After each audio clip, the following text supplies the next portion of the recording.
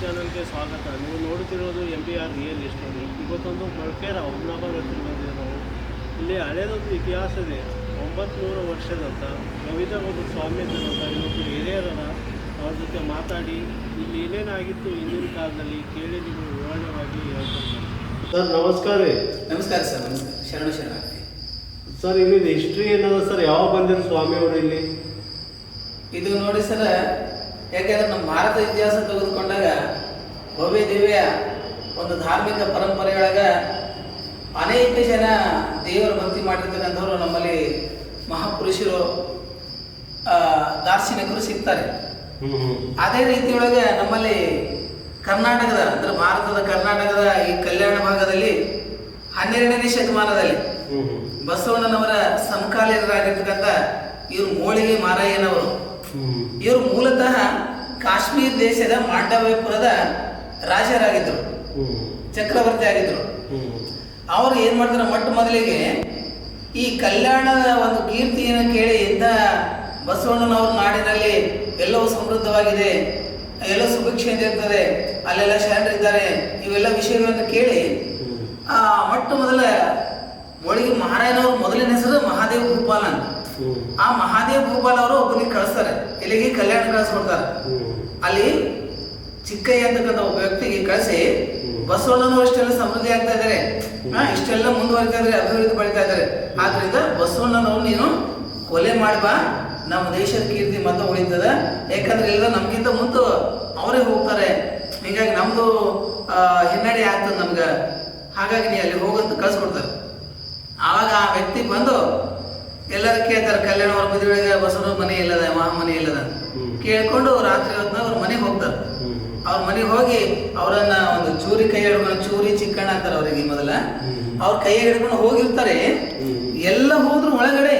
ಆದ್ರೂ ಬಸವಣ್ಣನವರು ಮಲಗಿರ್ತಕ್ಕಂಥ ಸಂದರ್ಭದಲ್ಲಿ ಒಂದು ಆಶ್ಚರ್ಯ ಕಾದಿತ್ತು. ಏನ್ ಆಶ್ಚರ್ಯ ಕಾದಿತ್ತು ಅಂದ್ರೆ, ಬಸವಣ್ಣನವರು ಮಲ್ಕೊಂಡಿರುವಾಗ ಅವರು ಮೂಗಿನಿಂದ ಉಸಿರಾಡುವಾಗ ಸಂಪೂರ್ಣ ನಿದ್ದೆ ಹೋಗ್ಯದ, ಆದ್ರೆ ಮೂಗಿನ ಉಸಿರಾಟದಲ್ಲಿ ಏನ್ ಕೇಳಿಸ್ತಾ ಇದೆ ಅವರಿಗೆ, ಓಂ ನಮಃ ಶಿವಾಯ, ಓಂ ನಮಃ ಶಿವಾಯ ಅಂತಕ್ಕಂಥ ಶಬ್ದ ಕೇಳಿಸ್ತಾ ಇದೆ. ಅದು ಆಶ್ಚರ್ಯದವರಿಗೆ, ಏನಪ್ಪ ಯಾವ ವ್ಯಕ್ತಿಗೂ ಕೂಡ ಇಷ್ಟು ಅದ್ಭುತವಾಗಿರ್ತಕ್ಕಂಥ ನೋಡಿ ಮಂತ್ರ ಪುರುಷ ಕಾಣಿಸ್ತಾರೆ ಇವರು. ಆ ಮಲ್ಕೊಂಡ್ರು ಕೂಡ ಅವ್ರ ಉಸಿರಾಟದಲ್ಲಿ ಮಂತ್ರ ಕೇಳಿಸ್ತಾ ಇದೆಯಲ್ಲ, ಬಹಳ ದೊಡ್ಡ ವ್ಯಕ್ತಿ ಇದ್ದಾರೆ ಅಂತೇಳಿ ಚೂರಿ ಹೊಡ್ಲಿಕ್ಕೆ ಎತ್ತಿರ್ತಕ್ಕಂಥ ಕೆಳಗೆ ಬಿಟ್ಟು ಅವ್ರ ಕಾಲಿಗೆ ನಮಸ್ಕಾರ ಮಾಡ್ತಾನೆ. ಆವಾಗ ಬಸವಣ್ಣನಿಗೆ ಎಚ್ಚರಿಕೆ ಆಗ್ತದೆ, ಯಾರಪ್ಪ ನೀನು ಅಂತ ಕೇಳ್ತಾರೆ. ಒಡೆಯ, ನನ್ ಬಹಳ ದೊಡ್ಡ ತಪ್ಪಾಯ್ತು, ನನ್ ಕ್ಷಮಿಸಿ ಒಡೆಯ. ಯಾಕ್ರಿ?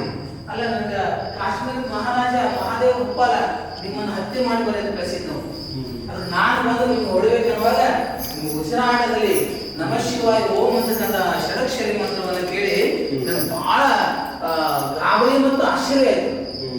ಹಾಗಾಗಿ ನೀವೆಲ್ಲ ಮಹಾಪುರುಷರಿದ್ರಿ, ದೇವನ ಅವತಾರ ಇದ್ರಿ, ಹಾಗಾಗಿ ನಿಮ್ಮಂಥವ್ರನ್ನ ನಾವು ಇದರಲ್ಲಿ ಮಾಡಬಾರ್ದು, ಅಂತ ಕೆಟ್ಟ ಕೆಲಸ ಮಾಡಬಾರ್ದು ಅಂದ್ಕೊಂಡು ನಾನು ಏನ್ ಮಾಡಿದೆ, ನನ್ನ ಎಲ್ಲ ವಿಚಾರಗಳ ಕೆಳಗಿಟ್ಟು ಆ ನಿರ್ಧಾರ ಬದಲಿಸಿ ನಿಮ್ಗೆ ಶರಣಾಗಿದ್ದ ಬುದ್ಧಿ ನನಗೆ ಕ್ಷಮಿಸ್ರಿ, ನನಗೆ ಆಶೀರ್ವಾದ ಮಾಡಿದ್ರಿ ಅಂತ. ಓಹ್, ಈಗ ಅಲ್ಲಪ್ಪ ನೀನು ಮಹಾ ದೊಡ್ಡ ಮನುಷ್ಯ ಇದ್ದಿ, ನೀನು ಜೋರ ಚಿಕ್ಕಯ್ಯ ಅಲ್ಲ, ಇವತ್ತಿನಿಂದು ನೀನು ನಿಜಲಿಂಗ ಚಿಕ್ಕಯ್ಯ ಆಗಿ ನಮ್ಮ ಅನುಭವ ಉಂಟಾದಲ್ಲಿ ನೀನು ವಾಸ ಮಾಡಿ ಇರೋ ನೀನು ಶರಣ ಜೊತೆಗೆ ನಿಂತ್ಕೊಂಡು ಅಲ್ಲೇ ಇಟ್ಕೊಂಡಿರ್ತಾರೆ. ಆವಾಗ ಮಹಾದೇವ್ ಭೂಪಾಲ ಗೊತ್ತಾಗ್ತದ, ಕಳಿಸಿರ್ತಕ್ಕಂಥ ಯಾವ ವ್ಯಕ್ತಿ ವಾಪಸ್ ಬರ್ಲಿಲ್ಲ. ಆದ್ರೂ ಕೂಡ ಹಾದಿ ನೋಡಂತನ ಅಲ್ಲ, ಇಷ್ಟು ದಿವಸ ಆದ್ರೂ ವಾಪಸ್ ಬರ್ಲಿಲ್ಲ, ಏನ್ ಮಾಡ್ಬೇಕು ಅಂತ ತಿಳ್ಕೊಂಡು ಅವ ಏನ್ ಮಾಡ್ತಾನ, ಸ್ವತಃ ತಾನೇ ಇಲ್ಲಿ ಬರ್ಬೇಕಂತ ವಿಚಾರ ಮಾಡ್ತಾನೆ. ಯಾಕಂದ್ರೆ ಕಲ್ಯಾಣದ ಜಂಗಮರು ಕಾಶ್ಮೀರ ತನಕ ಎಲ್ಲ ಹೋಗಿದ್ರು, ಹೋಗಿ ಎಲ್ಲಿ ಕಲ್ಯಾಣದ ವಿಷಯಗಳೆಲ್ಲ ತಿಳಿಸಿದ್ರು, ಕಾಯಕ, ದಾಸೋಹ, ಭಕ್ತಿ ಇವೆಲ್ಲ ವಿಷಯಗಳು ತಿಳಿಸಿದಾಗ ಆ ಮಹಾದೇವನಿಗೆ ರೋಮಾಂಚನ ಆಗ್ತದೆ. ಮಹಾದೇವ ಭೂಪಾಲನಿಗೆ ಅದಕ್ಕೆ ಅವ ಏನ್ ಮಾಡ್ತಾನ, ತನ್ನ ರಾಜ್ಯ ಅವರೇ ಸ್ವತಃ ಕಲ್ಯಾಣಕ್ಕೆ ಬರ್ಬೇಕಂತ ನಿರ್ಧಾರ ಮಾಡಿ ತನ್ನ ಮಗನಿಗೆ, ಲಿಂಗಾರ್ತಿ ಅಂತಕ್ಕಂಥ ಮಗನಿಗೆ ಸಮಸ್ತ ರಾಜ್ಯವನ್ನು ಒಪ್ಪಿಸಿ ಅವ್ರು ಏನ್ ಮಾಡ್ತಾರೆ, ತಮ್ಮ ಪತ್ನಿಯ ಜೊತೆಗೆ, ತಮ್ಮ ಪತ್ನಿ ಗಂಗಾದೇವಿ ಅಂತ ಆಗ ಇಲ್ಲಿ ಬಂದು ಮಹಾದೇವಿ ಆಗ್ತಾರೆ. ಆ ಪತ್ನಿಯ ಜೊತೆಗೆ ಅವ್ರು ಏನ್ ಮಾಡ್ತಾರೆ, ಕಲ್ಯಾಣಕ್ಕೆ ಬಂದು ಕಲ್ಯಾಣ ಹೊರಭಾಗದಲ್ಲಿ ಒಂದು ಸಣ್ಣ ಗುಡಿಸಲು ಕಟ್ಕೊಂಡು ಕಟ್ಟಿಗೆ ಕಾಯಕ ಮಾಡ್ತಕ್ಕಂಥ ಒಂದು ಕಾಯಕವನ್ನು ಕೈಗೊಂಡು ಶರಣರ ಜೊತೆಯಲ್ಲಿ ದಿನಾಲು ಅನುಭವ ಗೋಷ್ಠಿ, ಅನುಭವ ಮಂಟಪದಲ್ಲಿ ಭಾಗವಹಿಸಿ ಅವರು ದಿನಾಲು ಏನ್ ಮಾಡ್ತಿದ್ರು, ಇಲ್ಲಿ ಶರಣ ಜೀವನವನ್ನು ಬದುಕ್ತಾ ಇದ್ರು.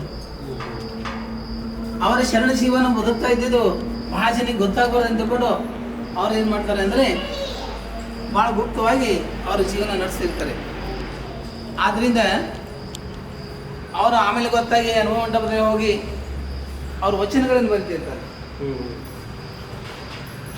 ಅವರ ಧರ್ಮಪತ್ನಿ ತಾಯಿ ಮಹಾದೇವಿ ತಾಯಿಯವರು ಕೂಡ 60 ಜನ ವಚನಕಾರ್ತೆಯರಲ್ಲಿ ಬಹಳ ಅಗ್ರಸ್ಥಾನದಲ್ಲಿ ಅವರ ಹೆಸರಿದೆ. ಅವರು ಮಹಾದೇವಿ ತಾಯಿ ಅಂತ. ಅವರು ನಿಮ್ಮಡಿ ನಿಕ್ಕಳಂಕ ಮಲ್ಲಿಕಾರ್ಜುನ ಅಂತಕ್ಕಂಥ ಅಂಕಿತಾಮದಲ್ಲಿ ಸಾಕಷ್ಟು ವಚನಗಳು ಬಂದಿದ್ದಾರೆ. ಅದಕ್ಕೆ ಅವರನ್ನು ಬಸವನವರು ಒಂದು ಸರಿ ರಾಜ ದಂಪತಿಗಳು ಇಲ್ಲಿ ಬಂದು ಇಷ್ಟು ಬಡತನ ಜೀವನ ಮಾಡ್ತಾ ಇದ್ದಾರೆ, ಏನಾದರೂ ಒಂದು ಸಹಾಯ ಮಾಡಬೇಕು ಅನ್ನೋ ಉದ್ದೇಶದಿಂದ ಅವ್ರು ಬರ್ತಿರ್ತಕ್ಕಂಥ ದಾರಿಯೊಳಗೆ ಸಣ್ಣ ಸಣ್ಣ ಬಂಗಾರ ತುಣುಗಳನ್ನು ಚೆಲ್ಲಿಸಿರ್ತಾರೆ. ಆಗ ಮಹಾದೇವ ಗೋಪಾಲ್ ನೋಡ್ತಾನೆ, ಒಂದು ಕೈ ಮೇಲೆ ಗಂಟೆ ಹೊಡೆ ಇಟ್ಕೊಂಡು ಇಬ್ಬರು ಗಂಡ ಹೆಂಡತಿ ಬರ್ತಿರ್ತಾರೆ ದಂಪತಿಗಳು. ಮಹಾದೇವ ಗೋಪಾಲ ನೋಡಿ ಏನಂತಾರೆ, ಮಾರಾಯನವರು ಕಾಲಿನಿಂದ ಮುಸ್ತಾ ಇರ್ತಾರೆ ಮಣ್ಣು ಆ ಬಂಗಾರದ ಮೇಲೆ. ಆಗ ಮಹಾದೇವಿ ತಾಯಿ ಕೇಳ್ತಾರೆ, ಅದನ್ನ ಏನು ಮಾಡ್ತಾ ಇದ್ದೀನಿ? ಏನಿಲ್ಲ, ಇಲ್ಲೊಂದು ಚೂರು ಸ್ವಲ್ಪ ಬಂಗಾರ ಇದ್ದು ನಿನ್ನ ಕಣ್ಣಿಗಿನ ಬಿತ್ತು ಮತ್ತು ಆಸೆ ಹುಟ್ಟಿದ್ದು ಅಂತ ತಿಳ್ಕೊಂಡು ಮಣ್ಣು ಮುಸ್ಲಿಕ್ಕೆ ಹತ್ತೀನಿ ಅಂತ. ಅವಾಗ ಆಕೆ ಏನು ಉತ್ತರ ಕೊಡ್ತಾಳೆ ಅಂದ್ರೆ, ಅಲ್ಲ ಮಹಾರಾಯರೇ, ನಿಮಗೆ ಇನ್ನೂ ನನ್ನ ಮೇಲೆ ಭರವಸೆ ಬಂದಿಲ್ಲ, ವಿಶ್ವಾಸ ಬಂದಿಲ್ಲ ನಿಮ್ಗೆ. ನಿಮಗೆ ಕಣ್ಣಿಗೆದು ಬಂಗಾರ ಅಂತಾರ ಅನ್ಸದ್ ನಿಮ್ಮ ಭಾವನೆ ಒಳಗ, ಆದ್ರೆ ನಾ ಕಂಡ್ರು ಕೂಡ ಅದಕ್ಕೆ ಮಣ್ಣಿಗೆ ಸಮಾನವಾಗಿ ತಿಳಿದಿದ್ದೀನಿ, ಬಂಗಾರ ಅಂತ ನನ್ನ ಕಲ್ಪನೆ ಕೂಡ ಇಲ್ಲ ಅಂತ ಅದಾಗಿ ಉತ್ತರ ಕೊಡ್ತಾನೆ. ಇಷ್ಟೊಂದು ವೈರಾಗ್ಯದಿಂದ, ಯಾಕಂದ್ರೆ ರಾಜ ಐಶ್ವರ್ಯವನ್ನು ರಾಜ ವೈಭವವನ್ನು ಅನುಭವಿಸಿರ್ತಕ್ಕಂಥ ಆ ದಂಪತಿಗಳಿಗೆ ಬಂದು ಕೂಡ ಎಷ್ಟೊಂದು ನಿರಾಭಾರ ನಿರಂಜನ ಜೀವನವನ್ನು ಬದುಕ್ತಾ ಇದ್ರು ಅಂತ ಅನ್ನೋದಕ್ಕೆ ಇದು ಒಂದು ಉದಾಹರಣೆ. ಅದಕ್ಕೆ ಇಂತಿಂಥ ಶರಣರು 12ನೇ ಶತಮಾನದಲ್ಲಿ ಇದ್ರು. ಮಾರಯ್ಯನವರಂತೂ ಬಹಳ, ಯಾಕಂದ್ರೆ ಅಷ್ಟು ಮಾರಯ್ಯನಂತೆ ಅನೇಕ ರಾಜ ಮಹಾರಾಜರು ಕೂಡ 12ನೇ ಶತಮಾನದಲ್ಲಿ ಬಸವಣ್ಣನ ಸಮಕಾಲೀನರಾಗಿ ಬಸವಣ್ಣರ ಅನುಭವ ಮಂಟಪದಲ್ಲಿ ಅವರು ಜೀವನ ಮಾಡಿದ್ರು. ಅವರೆಲ್ಲ ತ್ಯಾಗ ಮಾಡಿ ಬಂದು ಇಲ್ಲಿ ಶರಣ ಜೀವನ ಸಾಗಿಸಿದ್ರು ಅನ್ನೋದಕ್ಕೆ ಬೇಕಾದಷ್ಟು ಜನರು ಉದಾಹರಣೆ.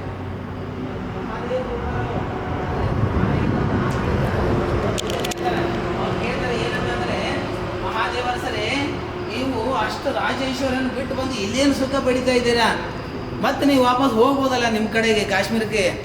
ಆವಾಗ ಮಾರಾಯನವರು ಉತ್ತರ ಕೊಡ್ತಾರ, ಆನೆ ಕುದುರೆ ಬಂಡಿ ಭಂಡಾರವಿದ್ದರೇನು, ತಾನುಂಬೋದು ಒಂದಾವಿನ ಹಾಲು, ಉಂಬುವುದು ಹಿಡಿಯಕ್ಕಿ, ಕುಡಿಯುವುದು ಬೊಗಸೆ ನೀರು.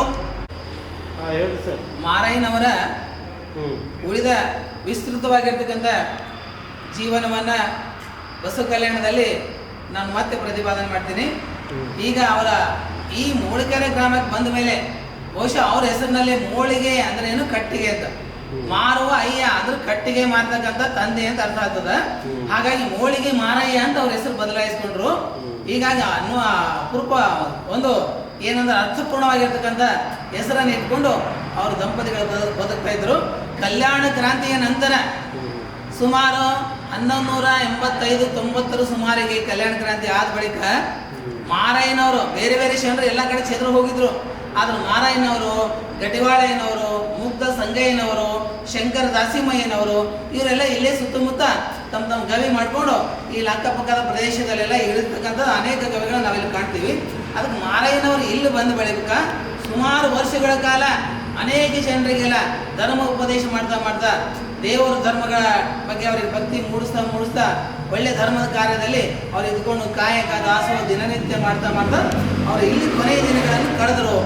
ಆದ್ರಿಂದ ಇಲ್ಲಿಂದ ಅದ್ಭುತವಾಗಿರ್ತಕ್ಕಂಥ ಗವಿಯನ್ನು ಕೊರ್ಕೊಂಡು ಸುಮಾರು ವರ್ಷಗಳ ತನಕ ಈ ಸ್ಥಳದಲ್ಲಿ ಅವರು ವಾಸ ಮಾಡಿದ್ರು. ಅವ್ರ ಕೊನೆ ಕೂಡ ಇಲ್ಲೇ ಆಗಿದೆ, ಅವ್ರ ಸಮಾಧಿ ಕೂಡ ಇಲ್ಲೇ ಇದೆ. ಹಾಗಾಗಿ ಮಾರಯ್ಯನವರ ಒಂದು ಸಾರ್ಥಕ ಜೀವನ ಮೂಡಿಗೆರೆ ಗ್ರಾಮದಲ್ಲಿ, ಅಂದರೆ ಬೀದರ್ ಜಿಲ್ಲೆಯ ಹುಮನಾಬಾದ್ ತಾಲೂಕಿನ ಮೂಡಿಗೆರೆ ಗ್ರಾಮದಲ್ಲಿ ಆಗಿರ್ತದೆ. ಇಂಥ ಮಹಾನ್ ಶರಣರು ಈ ನೆಲದಲ್ಲಿ ನಡೆದಿರ್ತಕ್ಕಂಥದ್ದು ಬಹಳ ಒಂದು ಪುಣ್ಯಕ್ಷೇತ್ರವಾಗಿದೆ. ಹಾಗಾಗಿ ನಾವು ಕೂಡ ಇಂಥ ಒಂದು ನೆಲದ ಮೇಲೆ ನಡೆದಾಡಿ ನಮ್ಗೆ ನಿಜವಾಗ್ಲೂ ಕೂಡ ರೋಮಾಂಚನ ಆಗ್ತಾ ಇದೆ. ಅಂತಹ ಪುಣ್ಯಾತ್ಮರು ಓಡಾಡಿರ್ತಕ್ಕಂಥ ಸ್ಥಳದಲ್ಲಿ ನಾವು ಕೂಡ ಇಲ್ಲಿ ಬಂದಿದ್ದೀವಿ. ಅದಕ್ಕೆ ನಮ್ಮ ಜೀವನವೂ ಕೂಡ ಸಾರ್ಥಕ ಆಯ್ತು ಅಂತಕ್ಕಂಥ ಒಂದು ಭಾವನೆ ನಮ್ದಾಗಿದೆ. ಹಾಗಾಗಿ ಈಗ ಮಾರಯ್ಯನವರ ಕೆಲವು ವಚನಗಳು ಅವೆಲ್ಲ ಮತ್ತು ನಾನು ಮುಂದಿನ ಹಂತದಲ್ಲಿ ಸಂಚಿಕೆಯಲ್ಲಿ ನಾನು ವಿವರಿಸ್ತೇನೆ. ಆದ್ದರಿಂದ ಮಾರಯ್ಯನವರು ಮತ್ತು ಮಾದೇವಿ ತಾಯಿ ಇಬ್ಬರು ಶರಣ ದಂಪತಿಗಳು ಜಗತ್ತಿಗೆ ಮಾರ್ಗದರ್ಶನ ಮಾಡ್ತಕ್ಕಂಥ ಒಂದು ಧಾರ್ಮಿಕ ಪರಂಪರೆ ಹೊಂದಿರುವಂತಹ ನಮ್ಮ ದೇಶ. ಯಾಕಂದರೆ ಭಕ್ತಿ ಸಮೃದ್ಧವಾಗಿ ಬೆಳೆದಿರ್ತಕ್ಕಂಥ ಈ ದೇಶದೊಳಗೆ ಇವತ್ತಿಗೆ ಕೂಡ ನಮ್ಮ ಅನೇಕ ಗುಡಿ ಗುಂಡಾರಗಳು, ಆಮೇಲೆ ನಮ್ಮ ಶರಣ ಕ್ಷೇತ್ರಗಳು, ಇವೆಲ್ಲವುಗಳು ಕೂಡ ನಮ್ಮ ಭಕ್ತಿ ಪ್ರಧಾನವಾಗಿರ್ತಕ್ಕಂಥ ಒಂದು ಸಂಸ್ಕಾರವನ್ನು ಬಿತ್ತಲಿಕ್ಕೆ ನಮ್ಮ ನಮಗೆ ಸಾಕ್ಷೀಭೂತವಾಗಿ ನಿಂತಿರ್ತವೆ. ಹಾಗಾಗಿ ಎಲ್ಲ ಸಮಾಜದವರು ಅಂದರೆ ಎಲ್ಲ ನಮ್ಮ ಭಾರತೀಯ ಪ್ರಜೆಗಳೆಲ್ಲರೂ ಕೂಡ ಒಂದು ಗಮನಿಸಬೇಕು, ನಮ್ಮ ಪುರಾತನ ಪ್ರಾಚೀನ ಒಂದು ಪರಂಪರೆ ಏನದ ಧಾರ್ಮಿಕ ಪರಂಪರೆ ಅವನ್ನೆಲ್ಲ ನಾವು ಸಂರಕ್ಷಣೆ ಮಾಡ್ಕೊಂಡು ಬಂದರೆ ನಮ್ಮ ಮುಂದಿನ ಪೀಳಿಗೆಗೆ ನಮ್ಮ ಇತಿಹಾಸವನ್ನು ತಿಳ್ಕೊಳ್ಳಿಕ್ಕೆ ಸರಿಯಾಗಿ ಅರ್ಥ ಆಗ್ತದೆ. ಆ ನಿಟ್ಟಿನಲ್ಲಿ ಬಹುಶಃ ನಮಗನ್ನಿಸ್ತದೆ ಬೇಕಾದಷ್ಟು ಯೂಟ್ಯೂಬ್ ಚಾನಲ್ಗಳಿದ್ದಾವೆ, ಆದರೆ MRP ರಿಯಲ್ ಸ್ಟೋರೀಸ್ ಯೂಟ್ಯೂಬ್ ಚಾನಲ್ನ ಮಾಲೀಕರು ಒಂದು ದೃಢ ಸಂಕಲ್ಪ ಅವ್ರದ್ದು ಏನಂದರೆ ನಮ್ಮ ಸಂಸ್ಕೃತಿಯನ್ನು ಉಳಿಸ್ಕೊಂಡು ಹೋಗಬೇಕು, ನಮ್ಮ ದೇಶಿ ಸಂಸ್ಕೃತಿಯನ್ನು ಉಳಿಸ್ಕೊಂಡು ಬೆಳೆಸ್ಕೊಂಡು ಹೋಗ್ಬೇಕಂಥದ್ದು ಜವಾಬ್ದಾರಿ ಇಂದಿನ ಯುವಕರ ಮೇಲಿದೆ, ಇಂದಿನ ಪ್ರಜೆಗಳ ಮೇಲಿದೆ, ಇಂದಿನ ನಾಗರಿಕರ ಮೇಲಿದೆ. ಅದಕ್ಕೆಲ್ಲರೂ ಕೂಡ ಎಚ್ಚರಗೊಂಡು ಪ್ರಜ್ಞಾವಂತರಾಗಿ ನಮ್ಮ ಈ ಭವ್ಯ ದಿವ್ಯ ಸಂಸ್ಕೃತಿಯನ್ನು, ಈ ಸಂಸ್ಕಾರ ಪರಂಪರೆಯನ್ನು ಉಳಿಸ್ಕೊಂಡು ಬರಲಿಕ್ಕೆ ಪ್ರಯತ್ನಿಸಬೇಕು ಅಂತಕ್ಕಂಥ ಒಂದು ಕಳಕಳಿಯಿಂದ ಅವರು ಇಂಥ ಒಂದು ವಿಡಿಯೋಗಳನ್ನೆಲ್ಲ ಮಾಡಿ ನಿಜವಾಗ್ಲೂ ಕೂಡ ಸಮಾಜಕ್ಕೆ ಮುಟ್ಟಿಸ್ತಾ ಇದ್ದಾರೆ. ನಿಜಕ್ಕೂ ಕೂಡ ನಾನು ಸಮಾಜದ ಪರವಾಗಿ ಆ ಮಹನೀಯರಿಗೆ ನಾನು ಕೃತಜ್ಞತೆ ಅರ್ಪಿಸ್ತಾ ಇದ್ದೇನೆ. ಇದೊಂದು ಒಳ್ಳೆಯ ಕೆಲಸ ಮಾಡ್ತಾ ಇದ್ದಾರೆ. ಅವ್ರ ಕೆಲಸಕ್ಕೆ ನಿಜವಾಗ್ಲೂ ಕೂಡ ದೇವರ ಆಶೀರ್ವಾದ ಇರಲಿ. ಅವ್ರು ಹಿಂಗೆ 100 ಕಾಲ ಈ ಒಳ್ಳೆ ಒಂದು ಕೆಲಸವನ್ನು ಮಾಡ್ತಾ ಇರಲಿ, ಸಮಾಜಕ್ಕೆ ಒಳಿತನ್ನು ಮಾಡ್ತಾ ಇರಲಿ ಅಂತಕ್ಕಂಥ ಅಪೇಕ್ಷೆ ಪಟ್ಟು ನಾನು ಅವರಿಗೆ ಮತ್ತೊಮ್ಮೆ ಧನ್ಯವಾದಗಳನ್ನು ಅರ್ಪಿಸ್ತಾ ಇದ್ದೇನೆ. ಶರಣಾರ್ಥಿಗಳು.